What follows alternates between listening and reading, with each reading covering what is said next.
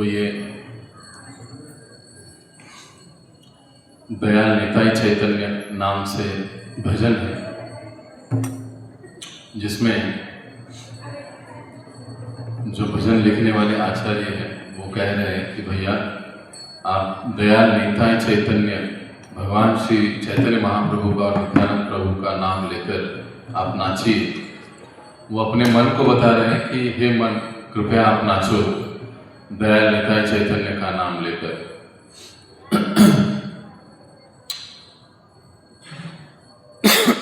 क्योंकि ये मन दयाल तो नहीं है कि ये जो नित्यानंद प्रभु है, ये जो चैतन्य महाप्रभु है, विशेष रूप से नित्यानंद प्रभु, ये मार खाकर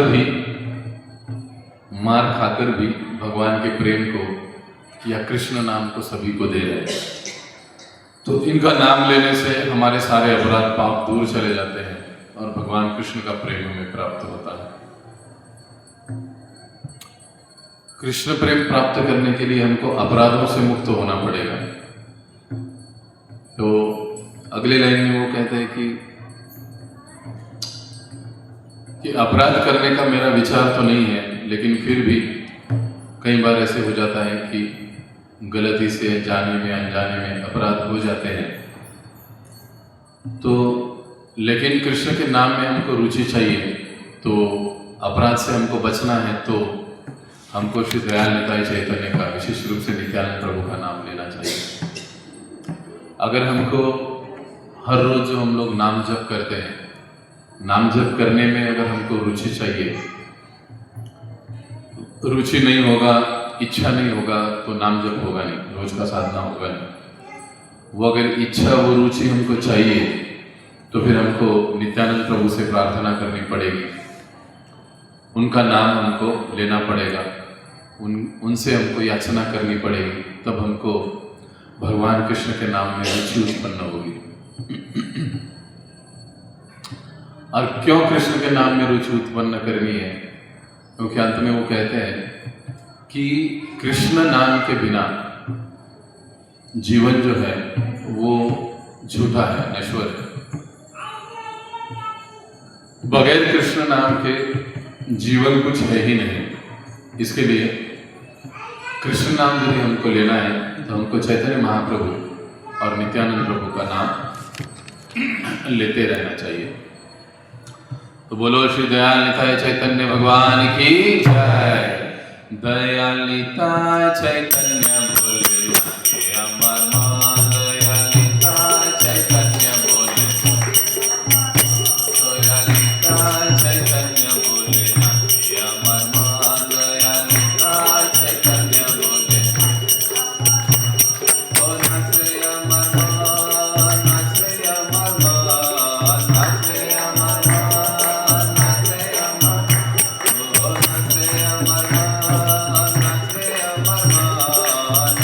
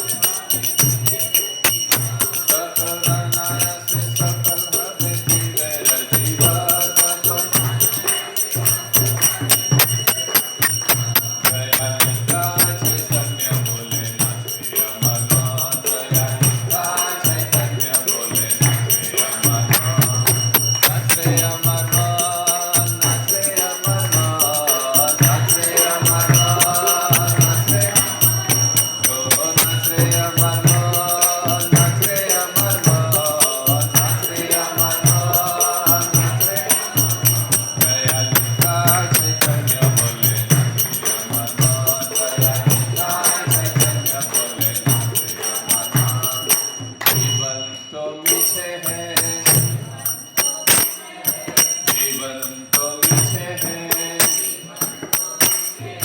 कृष्ण रति बिना जीवन तो मिछे है, ओ जीवन तो मिछे है, कृष्ण रति बिना जीवन तो मिछे है। जैसे वृंदावन राधा श्याम पागल दर्शन, जैसे वृंदावन राधा श्याम पागल दर्शन, जैसे वृंदावन दया निधान चैतन्य बोले नंदे अमर मोहन, दया निधान चैतन्य बोले बोला श्री अमर मोहन, श्री अमर मोहन, श्री अमर मोहन, श्री अमर दया निधान चैतन्य बोले श्री अमर मोहन, दया निधान चैतन्य बोले। और कृपा हले है, और कृपा हले है, और कृपा हले है, और कृपा हले है, दया निधान चैतन्य बोले नंदे अमर मोहन, दया निधान चैतन्य बोले, दया निधान चैतन्य बोले नंदे अमर मोहन, दया निधान चैतन्य बोले नंदे अमर बोला श्री अमर मोहन, श्री अमर मोहन, श्री अमर मोहन, श्री अमर दया निधान चैतन्य बोले नंदे अमर मोहन, दया निधान चैतन्य बोले। बोलो श्री दयानंद चैतन्य भगवान की जय। जय जय श्री चैतन्य जय नित्यानंद,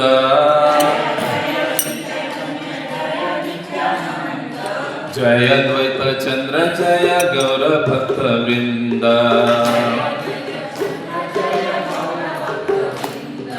जय जय श्री चैतन्य जय नित्यानंद,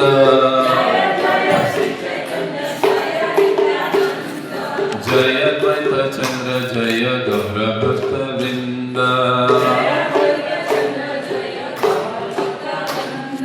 जय जय श्री चैतन्य जय नित्यानंद,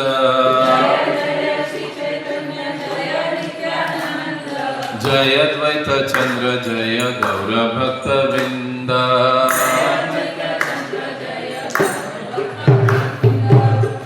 चैतन्य भागवत अध्याय पहला और उसका श्लोक 89 नंबर का है, सभी हम लोग गाएंगे। त्रिविध चैतन्य लीला आनंदेर धामा,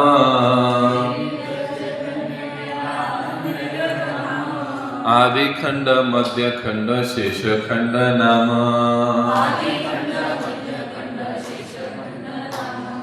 त्रिविध चैतन्य लीला आनंदेर धामा,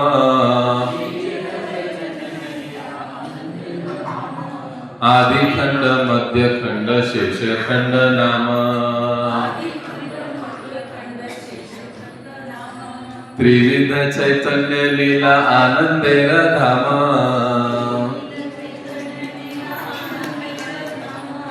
आदि खंड मध्य खंड शेष खंड नाम।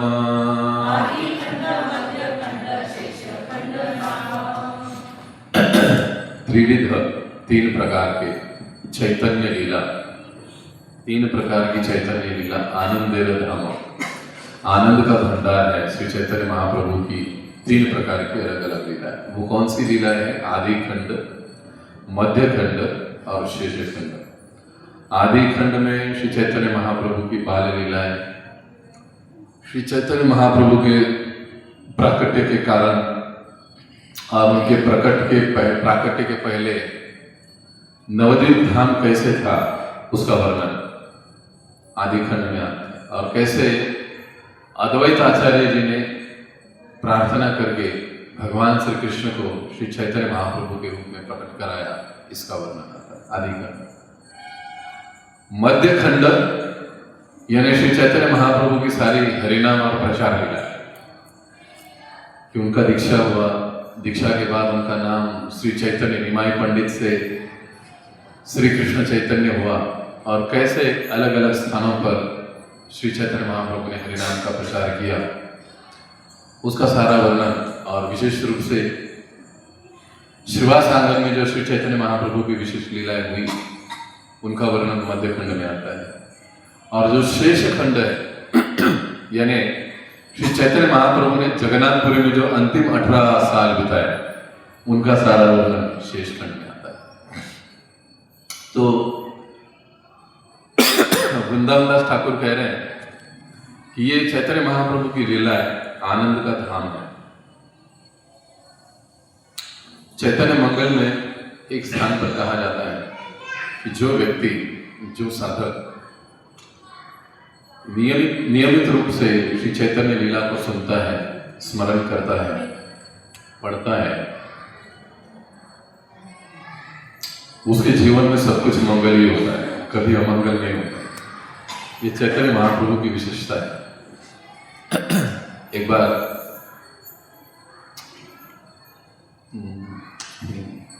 कुछ 10 साल पहले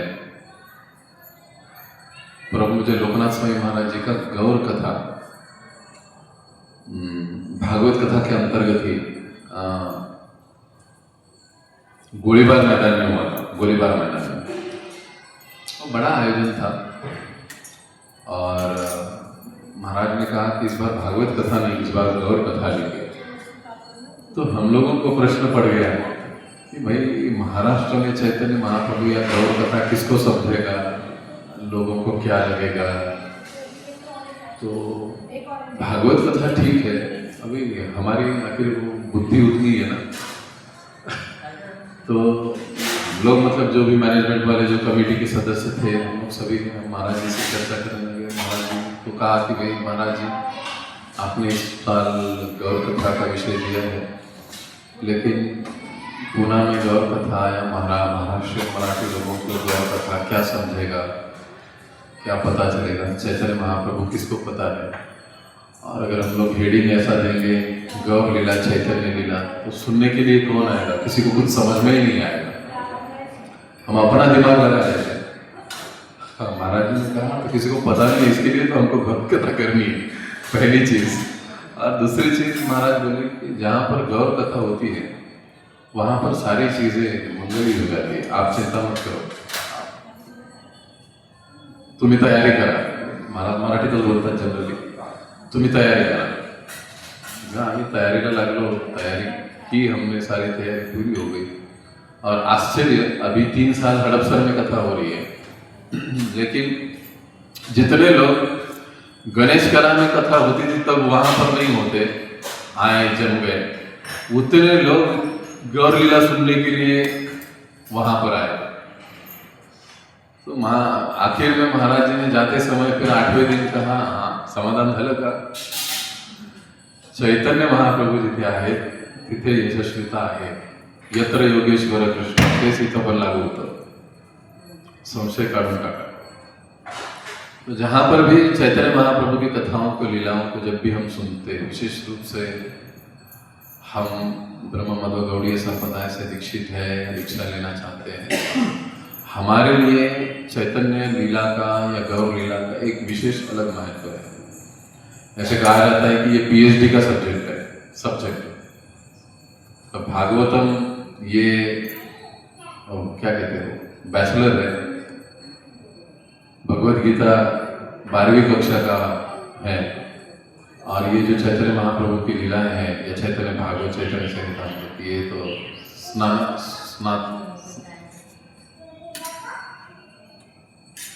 क्या कहते हो, मतलब पोस्ट ग्रेजुएशन वाली बात है।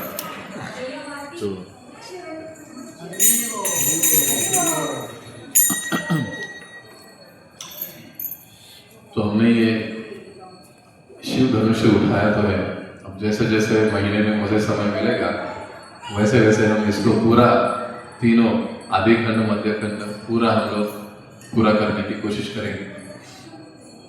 तो पिछली बार हमने चर्चा की थी कि किस प्रकार से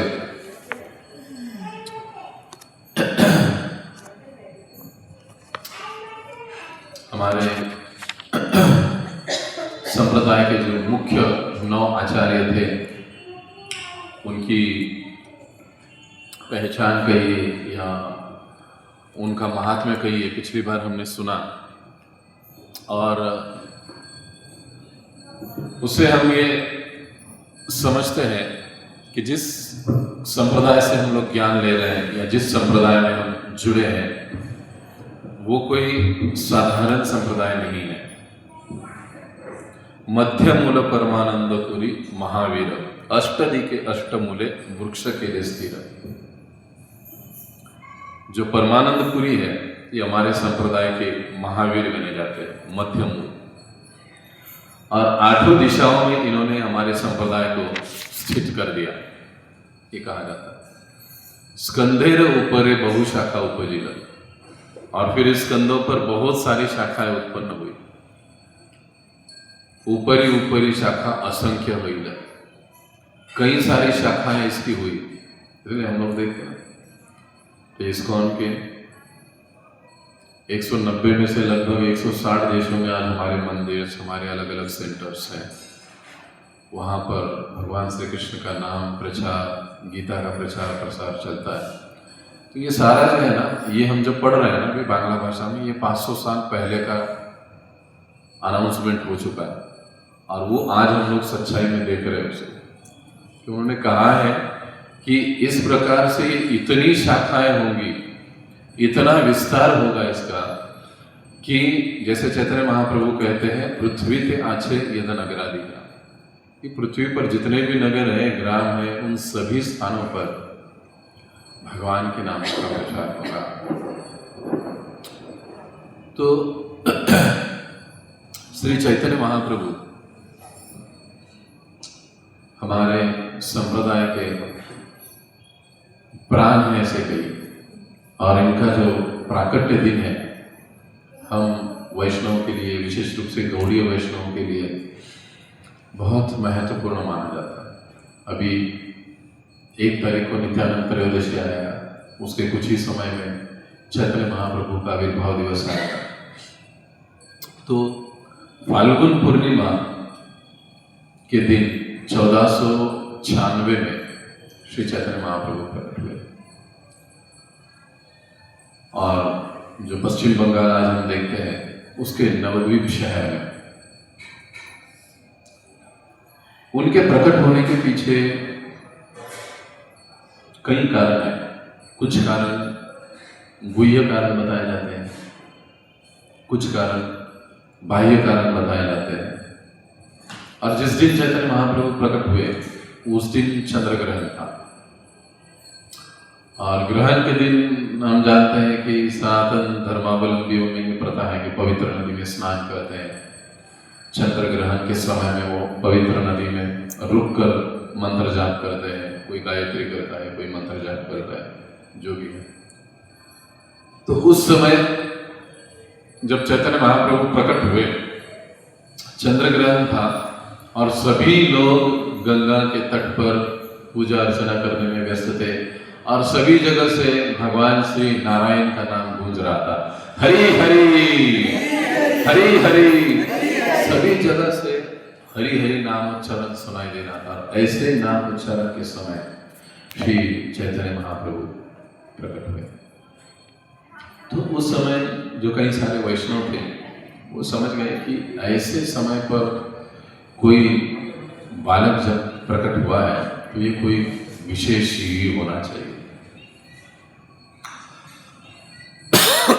और कई सारे वैष्णव ये समझ गए कि स्वयं कृष्ण ही इस समय प्रकट हुए हैं।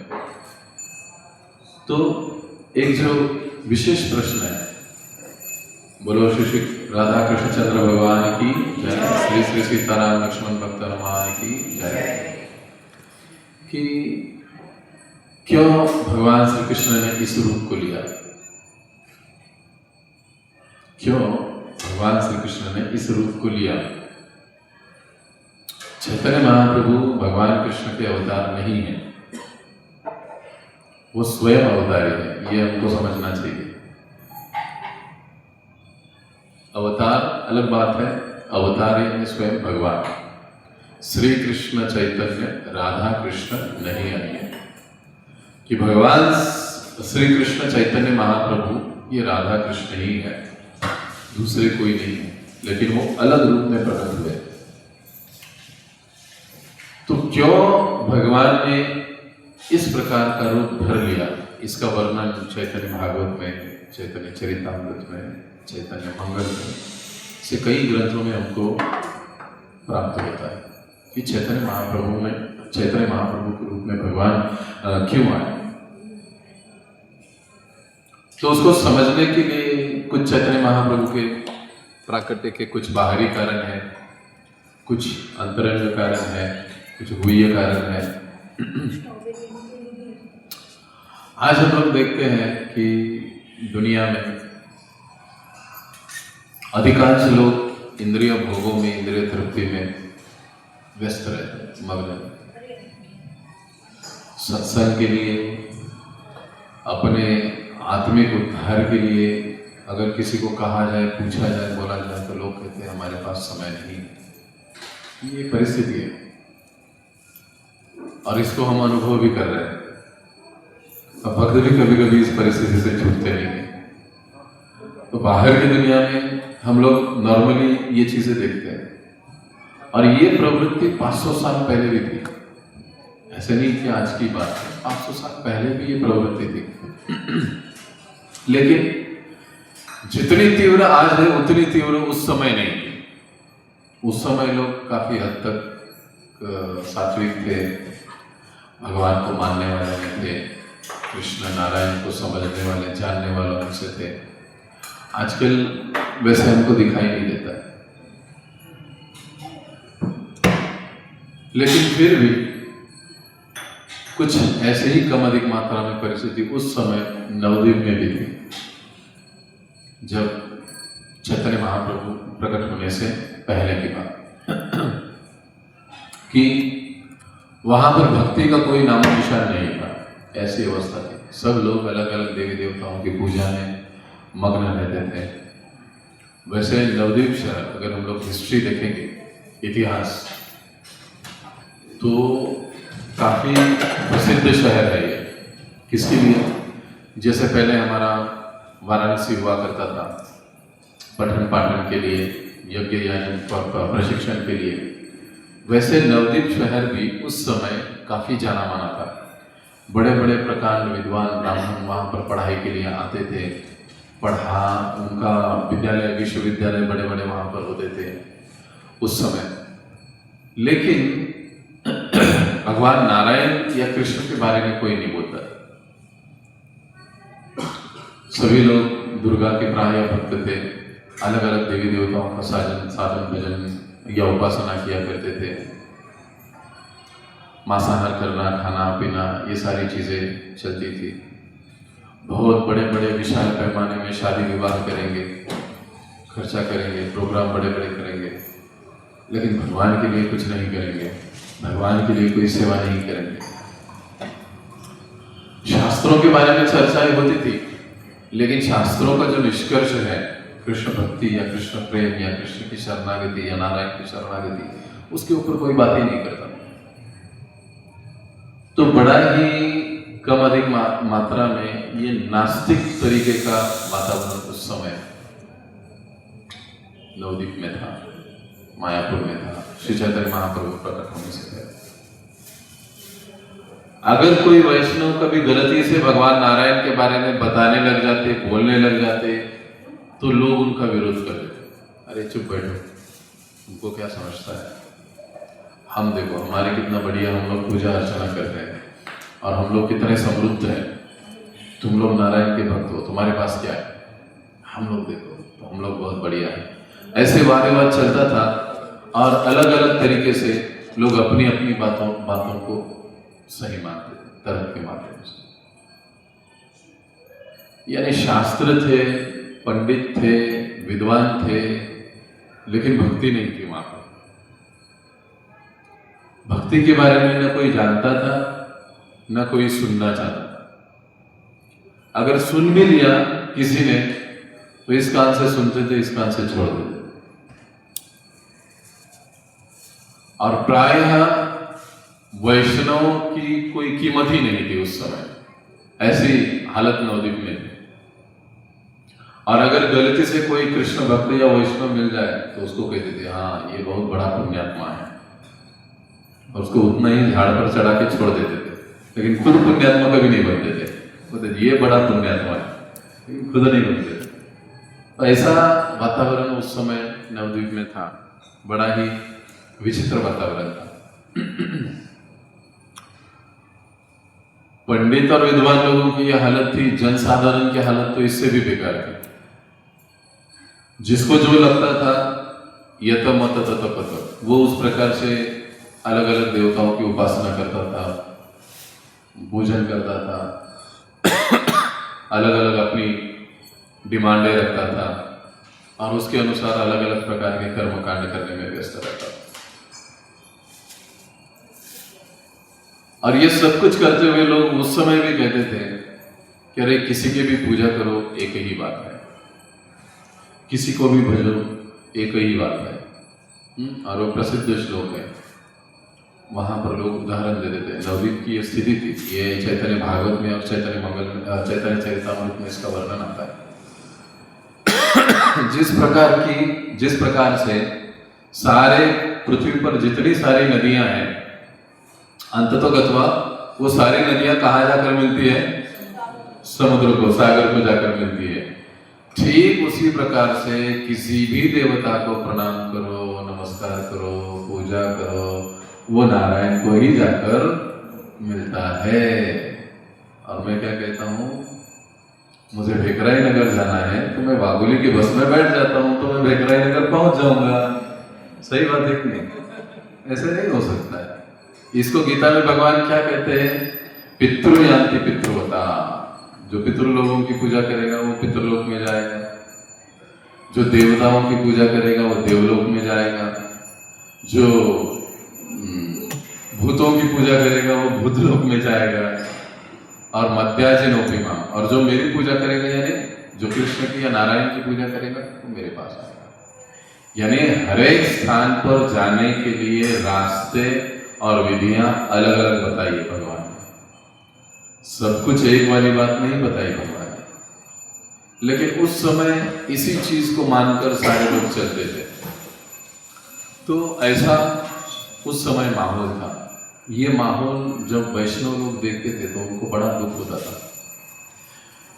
और वो सोचते थे, कुछ वैष्णव गिने चुने थे उस समय नवद्वीप, वो सोचते थे कि इस परिस्थिति को कैसे सुधारा जाए, लेकिन उनको कोई उपाय नहीं सोचता था, क्योंकि उनका कोई सुनता ही नहीं था।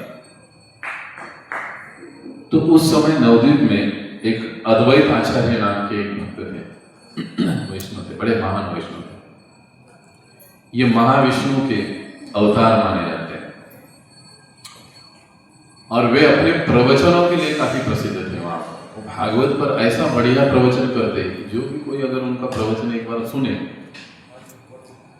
तो वो कृष्ण को अपने आराध्य को स्वीकार ही कर लेगा। पर दुर्भाग्य कई सारे लोग इनको बोलने ही नहीं देते थे। नवद्वीप में इनके प्रवचनों की मतलब आयोजन ही नहीं करते, ये कुछ भी कहते थे। तो अद्वैत आचार्य के साथ जितने सारे वैष्णव थे उस समय, वो सभी लोग एक साथ एकत्रित आते, वहां पर कथा कीर्तन करते बैठे। और उस समय ये कुछ समय शिवा सांगम में पहले चला, अद्वैत आचार्य जी के घर पर चला। तो वहां पर भक्त लोग, वैष्णव लोग, सब लोग एकत्रित आते और जोर जोर से कीर्तन करते हैं, हरे कृष्णा कृष्णा कृष्णा हरे हरे, हरे राम राम राम हरे हरे, हरे कृष्णा।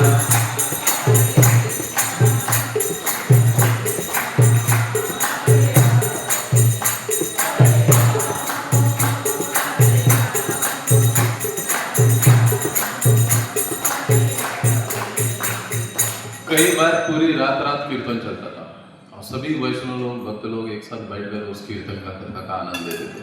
लेकिन बाजू वाले बड़े त्रस्त हो जाते थे, उनके जो भी आजू बाजू में रहने वाले काफ़ी त्रस्त रहते थे। तो बहुत चिल्लाते थे, अरे ये क्या तुम चिल्लाते हो, दिन रात ये हरे कृष्णा हरे राम करते रहते हो। कुछ लोग कहते हैं अरे इनको कुछ काम धाम नहीं है, कुछ समझता नहीं है, इनको तो कुछ ज्ञान नहीं है, इसके लिए केवल ये रटते रहते हैं हरे कृष्णा हरे राम, इनको दुनिया का कुछ पता ही नहीं है। कुछ लोग कहते हैं अरे ये क्या काम धंधा कुछ करते नहीं है, इनको जोरों से भूख लगती है, इसको लिए रात को चिल्लाते कीर्तन करते बैठते। नाना प्रकार से नाना तरह की बातें लोग इनके बारे में किया। उस समय 500 साल पहले नवाब हुसैन शाह का राज था बंगाल पर, मुस्लिम राजा का राज था उस समय। तो कई सारे लोग इनकी कंप्लेंट जाकर वो नवाब के पास कर देते। तो नवाब अपने सैनिकों को भेजकर कई बार इन भक्तों को धमकी देता था। कई बार इनके मृदुल तोड़ दिए जाते हैं या फिर इनको घर से निकालने की धमकी दी जाती। तो एक बार ऐसे ही हुआ, कुछ भक्तों को भला बुरा कहा गया, वो नवाब के लोग आ गए, फिर कुछ बहुत सी बात हो गई। इन सारी चीज़ों को देखकर उस समय अद्वैत आचार्य को बड़ा गुस्सा आ गया, क्योंकि ये लोग कहने लगे अगर तुमने कीर्तन बंद नहीं किया तो हम तुम्हारे घरों को उखाड़ उखाड़ के फेंक देंगे, यहाँ से निकल जाओ। ये उस समय, ये जैसे आज चल रहा है वैसे उस समय भी था। तो फिर अद्वैत आचार्य जी को बड़ा गुस्सा आ गया,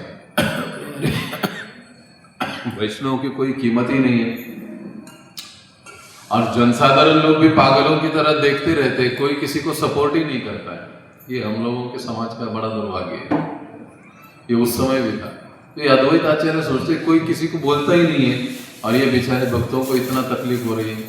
वो कहने लगे अब इस परिस्थिति को सुधारा कैसे जाए, क्योंकि जो वैष्णव होते हैं, जो भक्त होते हैं, वो स्वाभाविक रूप से पर दुख सुखी होते हैं। पर दुख सुखी, अगर हम पर दुख सुखी हो रहे हैं तो फिर हम लोग वैष्णव नहीं है। पर दुख दुखी, ये वैष्णव का एक गुण होता है कि दूसरे के दुख को देखकर उसको दुख लगता है और उसको उस दुख से बाहर निकालने की वैष्णव कोशिश करता है। ये वैष्णव का गुण होता है। अब अद्वैत आचार्य तो महान वैष्णव थे, वो सोचने लगे कि इसको हम लोग तो कुछ नहीं कर सकते, लेकिन अब इस परिस्थिति में बदलाव लाना है तो केवल भगवान ही ला सकते हैं। तो उन्होंने उसी स्थान पर प्रतिज्ञा कर ली कि मैं कृष्ण को अवतरित करके ही रहूंगा, मैं कृष्ण को अवतरित करके ही रहूंगा, जिसके कारण ये सारे लोगों का उद्धार हो जाएगा। क्योंकि ये परिस्थिति का समाधान केवल कृष्ण ही कर सकते, दूसरा कोई नहीं कर सकता। ये उनको पूरा विश्वास है। तो प्रतिज्ञा ले ली, वो सोचने लगे कि अब ये कैसे किया जाए। तभी उनको एक श्लोक स्मरण आ गया। देखो भगवान भक्त के साथ कैसा आदान प्रदान करते। उसी समय उनको एक श्लोक याद आ गया अद्वैत आचार्य को, आचार्य जी, तुलसी दल मात्रेण जलस्य पुलकेन वा। वो श्लोक क्या था? तुलसी दल मात्रेण, कि तुलसी का दल यानी तुलसी का पत्ता, केवल मात्रेण, केवल तुलसी के दल, मात्रेण जलस्य पुलकेन वा, जलस्य यानी तुलसी के पत्र को जल में डुबोकर। अब यहाँ पर जल से प्राय मतलब गंगा जल भी होता है, सादा जल भी ले सकते हो, लेकिन गंगा जल में डुबोकर यदि पुलकेन वा भगवान श्री कृष्ण को कोई अर्पित कर देता है तो क्या होता है? विक्रीडते समात्मेन, तो भगवान श्री कृष्ण अपने आप को बेच देते हैं। किसको? जिस व्यक्ति ने तुलसी पत्र अर्पण किया है। ये श्लोक उनको स्मरण में आ गया। ये गौतमीय तंत्र का श्लोक है। ये श्लोक उनको स्मरण आ गया। जैसे ही श्लोक स्मरण आ गया, तुरंत उन्होंने अपनी शालिग्राम शिला उठा ली। तो शालिग्राम शिला का पूजन करते थे और गंगा के तट पर गए। गंगा के तट पर एक स्थान पर बैठे और उस दिन से उन्होंने शालिग्राम की अर्चना आरंभ कर दी। वो तुलसी का जल, गंगा जल में डुबोते, शालिग्राम को अर्पण करते, हुंकार करते, भगवान को प्रार्थना करते कि हे प्रभु कृपा करके आप प्रकट हो जाइए। ये परिस्थिति इतनी बेकार चल रही है कि इसको हम लोग नहीं सुधार सकते, आप ही सुधार सकते हैं। और जोर जोर से भगवान को प्रार्थना करते, तुलसी जल अर्पण करते। ऐसा 12 साल चलते रहा। अद्वैत आचार्य जी इस प्रकार से शालिग्राम की अर्चना करते रहे, भगवान को पुकारते गए। और फिर एक दिन आ गया, माघ पूर्णिमा, फाल्गुन माघ पूर्णिमा के समय श्री चैतन्य महाप्रभु प्रकट हुए। यहां पर एक समझने की बात है कि भगवान उस दिन प्रकट हो गए, भगवान आज भी प्रकट हो सकते हैं। ऐसा नहीं कि भगवान अभी तब आए थे, 500 साल पहले अद्वैत आचार्य प्रभु जी ने पुकारा, भगवान आ गए। हम लोग 20 साल हो गए हरे कृष्णा हरे राम कर रहे, लेकिन अभी कुछ हो ही नहीं रहा। या तुकाराम महाराज जी 350 साल पहले विमान आ गया उनको लेने के लिए, आज भी आ सकता है। बशर्ते जरूरत क्या है, जब हम भगवान को पुकार रहे हैं या भगवान को जो हम अर्पण कर रहे हैं, वो अर्पण करने की विधि और उस पुकारने के पीछे हमारा श्रद्धा और हमारा प्रेम की जरूरत है। अगर वो श्रद्धा और प्रेम से हम लोग पुकार दे तो भगवान आज भी प्रकट होते हैं। इसलिए भगवान ने कहा पत्रम पुष्पम फलम तोयम यो में प्रयच्छति। भगवान कह सकते थे पत्र पुष्प फल भी मुझे प्रयच्छ करो, लेकिन भगवान ने प्रयच्छति शब्द के पहले शब्द लगाया है भक्त्या प्रयच्छति। भक्ति से या प्रेम से तो ही भगवान लेते, नहीं तो नहीं लेते। क्या उदाहरण है उसका? दुर्योधन 56 भोग नहीं खाए, लेकिन विदुरायण के केले के छिलके खाए, केला भी नहीं, केले के छिलके खाए। इसका मतलब क्या है कि यदि अर्पण करने में प्रेम और श्रद्धा नहीं है तो भगवान स्वीकार नहीं करते। लेकिन यहां पर हम देखते हैं कि अद्वैत आचार्य जी ने पूरे श्रद्धा के साथ, प्रेम के साथ भगवान को पुकारते रहे 12 साल तक। समझने की बात, करोड़ों से हम भगवान को खरीद नहीं सकते। उनको विक्रीडितम, उनको खरीदने के लिए प्रेम और भाव की आवश्यकता है, श्रद्धा की आवश्यकता है। उसी से उनको प्राप्त किया जा सकता है, क्योंकि भगवान तो भक्तवत्सल है ना। कोई भी भक्त अगर उस श्रद्धा से, उस विश्वास से भगवान को पुकारेगा तो भगवान उसको रेसिप्रोकेट, आदान प्रदान करते ही है उसके साथ। ऐसे कभी नहीं होगा कि किसी भक्त ने पुकारा और भगवान ने उसके साथ आदान प्रदान नहीं किया, ये हो ही नहीं सकता। लेकिन बशर्ते पुकारने वाले को भी द्रौपदी के जैसा पुकारना पड़ेगा, गजेंद्र जैसे पुकारना पड़ेगा। इधर से पुकारेंगे तो कुछ नहीं होगा, पुकारना इधर से पड़ेगा तो वो आदान प्रदान होगा। अभी अद्वैत आचार्य जी ने रोज शालिग्राम शिला की वो इस प्रकार से पूजा करेंगे, तो उन्होंने दिखा दिया कि अगर इस प्रकार से रोज कोई भगवान को श्रद्धा के साथ, विश्वास के साथ पुकारता है तो भगवान प्रकट होते हैं। तो जैसे कोई व्यक्ति भगवान को पुकारता है, भगवान उसको वैसा प्रतिसाद देते हैं, वैसे भगवान उसके पास आते हैं। तो चैतन्य महाप्रभु प्रकट हुए। अब चैतन्य महाप्रभु प्रकट क्यों हुए, ये एक मतलब विषय है।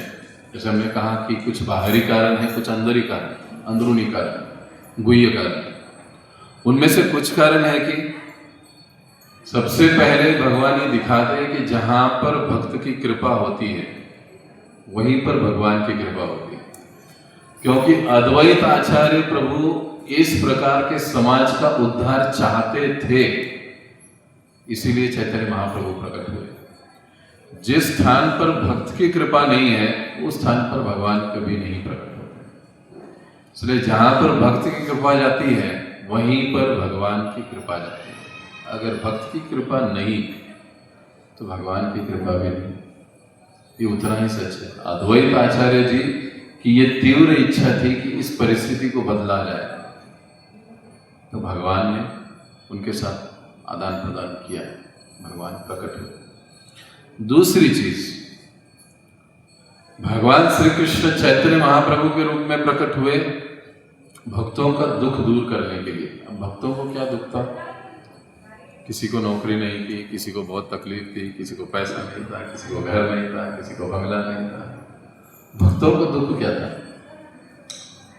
उस समय भक्तों को, वैष्णव को एक ही दुख था कि लोग कैसे भक्त बने।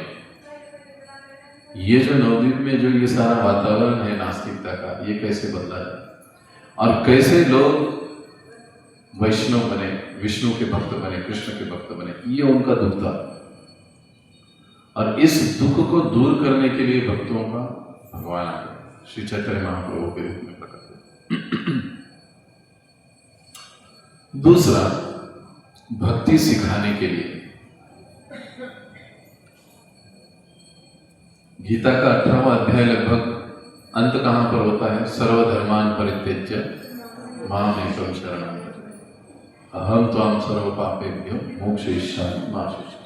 लगभग यहाँ पर गीता खत्म हो जाती है। आगे कुछ 4-6-8 श्लोक है, 72 तक। अब भगवान अर्जुन को क्या कहे? अर्जुन के माध्यम से उनको सर्वधर्मान परित्यज्य, तथा कथित सारे धर्म को त्याग करो और मेरे अकेले के शरण में आ जाओ। लेकिन भगवान के शरण में कैसे जाना है? कोई कहता है जो 2 हाथ वाला कृष्ण दिख रहा है उसको शरण जाने की जरूरत नहीं, उसके अंदर जो अजन्मा तत्व है उसको शरण जाओ। एक महात्मा ऐसे निकले, फिर दूसरे उधर से बोले अरे नहीं नहीं नहीं नहीं, वैसी बात नहीं है, ये कुरुक्षेत्र यानी एक मनुष्य का शरीर है। ये जो अर्जुन के जो घोड़े हैं ना 5 रथ के, ये हमारे 5 इंद्रिया है। तो यहाँ पे कोई कृष्ण नहीं है और कोई अर्जुन नहीं है, ये सब हमारा ही वर्णन चल रहा है। दूसरे महात्मा उठ के खड़े हो गए। तीसरे आ गए, वो कहने लगे अरे अरे अरे ये सब बकवास बातें हैं, ये नहीं। शरण जाना है ना तो कृष्ण को शरण जाने की कोई जरूरत नहीं है, किसी को भी शरण जाओ। आप अगर भैंस पर भी ध्यान करोगे तो भी कृष्ण पर ध्यान करने के समान है।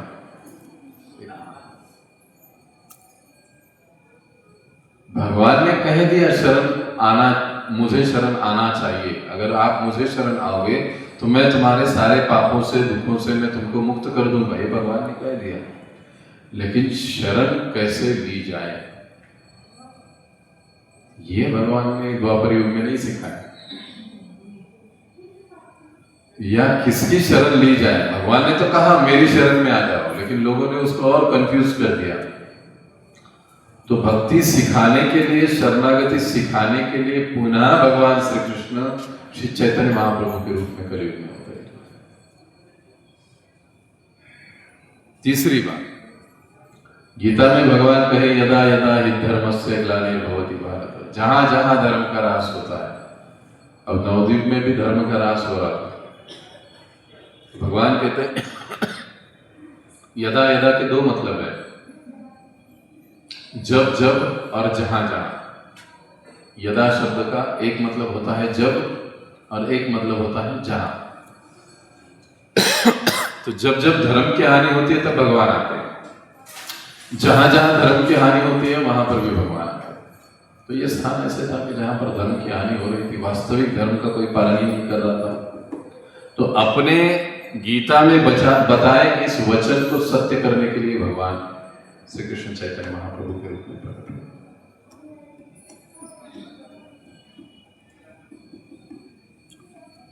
तो ऐसे कई कारणों से श्री चैतन्य महाप्रभु प्रकट होते और प्रकट होकर हरिनाम के महत्ता को वो समझाते हैं, शरणागति की विधि को वो समझाते हैं और हर व्यक्ति को कृष्ण नाम देते हैं। आज हम लोग जो कृष्ण नाम ले रहे हैं, वो कृष्ण नाम लेने के पीछे कारण कौन है? वैसे देखा जाता है चैतन्य महाप्रभु संकीर्तनैक पितरो, इस संकीर्तन आंदोलन के पितर यानी पिताजी हो चैतन्य महाप्रभु। उनके कारण ये हरिनाम या हरे कृष्ण महामंत्र ले, नहीं तो हमको हरे कृष्ण महामंत्र लेने अलाउड नहीं था। उस समय चैतन्य महाप्रभु को कई लोगों ने विरोध किया कि अरे आप तो शूद्रों को भी मंत्र दे रहे हो, मंत्र दीक्षा दे रहे हो, म्लेच्छों को भी दे रहे हो, चांडालों को भी दे रहे हो, ये गलत है, शास्त्रों में बताया इनको नहीं देना चाहिए। बहुत वाद विवाद शास्त्र, कई लोगों ने चैतन्य महाप्रभु का विरोध किया, क्योंकि एकमात्र भक्ति ये पंथ ऐसा है कि वहां जाति भाव भेद, पंथ भेद, संप्रदाय भेद, ये सारी चीजें नहीं है। चैतन्य महाप्रभु कहने लगे कि नहीं, भगवान का नाम तो हर कोई ले सकता है। गीता के 18 अध्याय में भगवान ने बताया स्त्रियों शूद्र तथा कोई भी हो मेरे पास आ सकता है, मेरा नाम ले सकता है। लेकिन उस समय के जो कर्मकांडी ब्राह्मण थे वो विरोध करने लगे, ये नहीं नहीं नहीं ऐसे कैसे। फिर चैतन्य महाप्रभु ने इस मंत्र को ही सीधा कर दिया, मंत्र को उल्टा नहीं किया।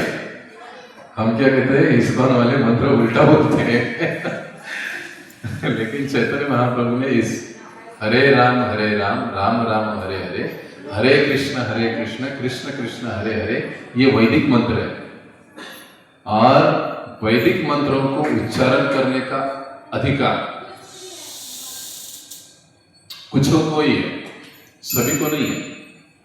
तो फिर बाकियों को क्या करना चाहिए, उनको कैसे भगवत प्राप्ति होगी? तो चैतन्य महाप्रभु ने कहा ठीक है, कोई बात नहीं, तुम्हारा हरे राम है ना, तो हम हरे कृष्ण करेंगे। तो चैतन्य महाप्रभु ने कहा हरे कृष्ण कृष्ण कृष्ण हरे हरे, हरे राम राम राम हरे हरे। और फिर ये इस तरह सुलटे मंत्र का जन्म हुआ।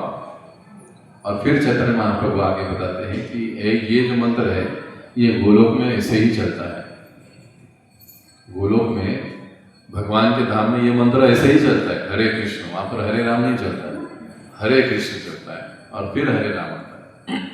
तो इस प्रकार से चैतन्य महाप्रभु युगावतार कहे जाते हैं कि ब्रह्मा जी के एक दिन में एक बार इस प्रकार से वो विशेष रूप से अवतरित होते हैं हरिनाम देने के लिए, हरि भक्ति देने के लिए। तो हम लोग वैसे बड़े भाग्यशाली हैं, अगले 10,000 साल तक चैतन्य महाप्रभु के आश्रय में हम लोग रहेंगे। और विशेष रूप से इस संकीर्तन आंदोलन की स्थापना करने के लिए चैतन्य महाप्रभु आए, जिसमें जिसको हम इस्कॉन कहते हैं ना, ये तो एक लीगल नेम है, लेकिन इस एक्चुअल में ये संकीर्तन आंदोलन, ये चैतन्य महाप्रभु इस आंदोलन को स्थापन करने के लिए है। अभी इसको अगर आप देखोगे ना पुराने ग्रंथों में भी, तो ये ऐसे हरे कृष्ण आंदोलन ही आपको दिखाई देगा, पढ़ने को मिलेगा। ये आंदोलन किस लिए है? हम जैसे सोए जीवों को जगाने के लिए। आंदोलन से हम लोग जग जाते हैं ना, जब तक आंदोलन क्रांति नहीं होती तब तक जगता नहीं है कोई। तो इसीलिए चैतन्य महाप्रभु ने ये हरे कृष्ण आंदोलन स्टार्ट किया कि जगाने के लिए कि जीव जागो गौराचार्य बोले, और क्या कथो निद्रा पिशाची रखो, कि कब तक माया की गोद में सोते रहोगे, उठो उठो उठो जागो। तो चैतन्य महाप्रभु इस आंदोलन को स्थापन करने के लिए आए। श्री चैतन्य महाप्रभु के बारे में श्रीमद् भागवत के 12वें स्कंद में बड़ा ही सुंदर वर्णन आता है।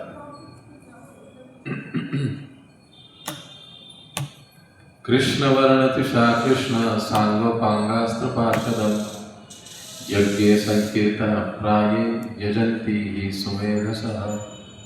भागवत का 12वां स्कंद। श्री चैतन्य महाप्रभु, बोलो श्री राधा कृष्णचंद्र भगवान की जय। भागवतम लिखा गया 5000 साल पहले, चैतन्य महाप्रभु प्रकट हुए 500 साल पहले, 4500 साल का फर्क है। लेकिन चैतन्य महाप्रभु के प्राकट्य से पहले ये हम एक ही श्लोक ले रहे हैं, गिना चलो। ऐसे कई सैकड़ों श्लोक हैं श्री चैतन्य महाप्रभु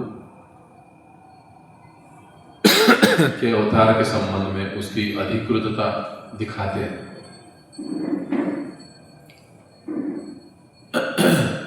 तो भागवत में उस समय से ये भविष्यवाणी की कैसे श्री चैतन्य महाप्रभु कृष्ण वर्ण, कृष्ण का वर्ण कैसे है? श्याम। कृष्ण वर्ण त्विषा अकृष्ण। अकृष्ण मतलब काला, त्विष का मतलब होता है गोरा। अब कृष्ण है लेकिन काले वर्ण में नहीं, श्याम वर्ण में नहीं। वो कैसे है? सुवर्ण वर्ण है, गोरे वर्ण में। सांगो पांगास्त्र पार्षदम, और उनके आसपास इर्द गिर्द उनके अनेक पार्षद हैं। ये हम पंचतत्व का फोटो देखते हैं ना, विशेष रूप से उनकी बात हो रही है। कृष्ण वर्ण तुषा कृष्ण सांगो पांगास्त्र पार्षदम, वो नित्य अपने पार्षदों के साथ रहते हैं। यज्ञ संकीर्तन प्राय, और साथ में रहकर ये क्या करते हैं? संकीर्तन यज्ञ की शुरुआत करते हैं। और जो लोग यजंती ही सुमेधसः इस संकीर्तन यज्ञ में सम्मिलित होकर भगवान श्री कृष्ण की भक्ति करते हैं, वो कैसे हैं? यजंती ही सुमेधसः, वो बड़े बुद्धिमान हैं। तो हम जितने भी यहाँ पर बैठे हैं ना, जो हरे कृष्ण महामंत्र का जप कर रहे हैं, हम लोग बुद्धू नहीं है, हम लोग पागल नहीं।